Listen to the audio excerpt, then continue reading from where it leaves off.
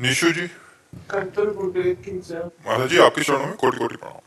गुरुदेव भगवान, जब श्री जी के नाम बिना सब कुछ नश्वर है, ना तो पहले कुछ था ना बाद में रहेगा, तो फिर बच्चों के लिए कैसा मार्ग चयन करें, पढ़ाई कराएं या इनको भक्ति मार्ग पे लगा दें? नहीं, भक्त बनाते हुए भी संसार के कार्यों को कराना है, क्योंकि भगवान ने हमें रोल दिया है ना। तो जैसे हम किसी की पत्नी है, किसी की माँ है, ऐसे ये भी किसी के पति बने, किसी के बेटे बनकर के जो अभी कर्तव्य कर रहे हैं वो हमारे राष्ट्र की सेवा में आए। तो भक्त का मतलब केवल बाबा जी बन जाना नहीं है। भक्त का मतलब देखो, हमको क्या करना पड़ा।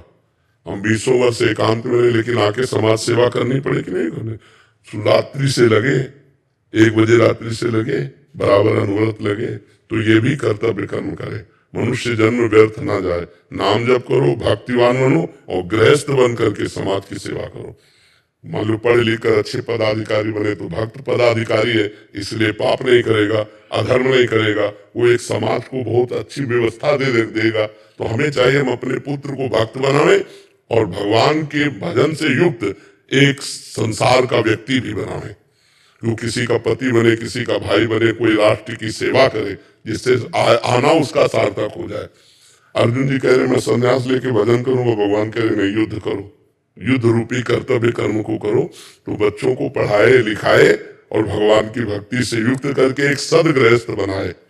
अब जिनमें वैराग्य है, जैसे अपने लोगों को था कि बाबा जी बनना है, तो फिर उपदेश किसी के नहीं माने जाते, फिर भाग पड़ा जाता है भगवान की तरफ। अब बचपन से भगवान ने प्रेरणा की, तो अब इनमें से किसी को संत बनना होगा तो तुम बनाने से थोड़ी होता है। वो तो उसकी रुचि हो जाएगी कि मैं संसार में नहीं जाऊंगा, मैं भजन में लगूंगा।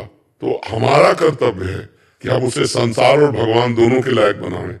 उसकी क्या स्थिति है वो उसे बता देंगे। गुरुदेव, आज का जो माहौल है उससे डर लगता है कि जब पढ़ने के लिए बाहर भी जाते हैं तो अभी यहाँ रहते हुए भी बच्चों में आपस में इतना कंपटीशन है, छोटे छोटे बच्चों में।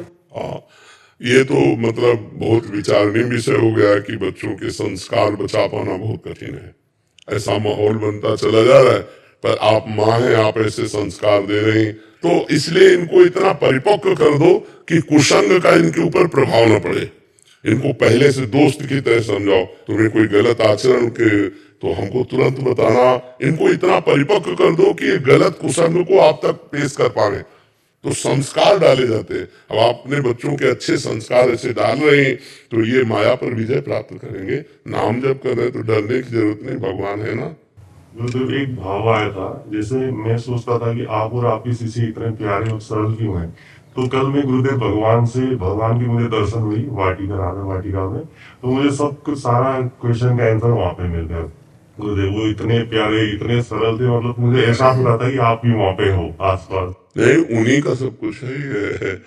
बाबा को देखो तो पिता का लक्षण समझ में आ जाएगा, और पिता को देखो तो अपने लक्षण समझ में आ जाएगा। नहीं आ जाए तो बाबा से जो परमाणु आते हैं, तो जैसे हमारे गुरुदेव भगवान, अगर गुरुदेव भगवान को देखते, जो हमारे गुरुदेव भगवान हमने देखे, बच्चों जैसे वृद्ध थे, सब शास्त्रों का ज्ञान, लेकिन आपको ऐसा लगेगा कि जैसे 10-12 साल का बच्चा, एकदम निर्मल, एकदम शांत।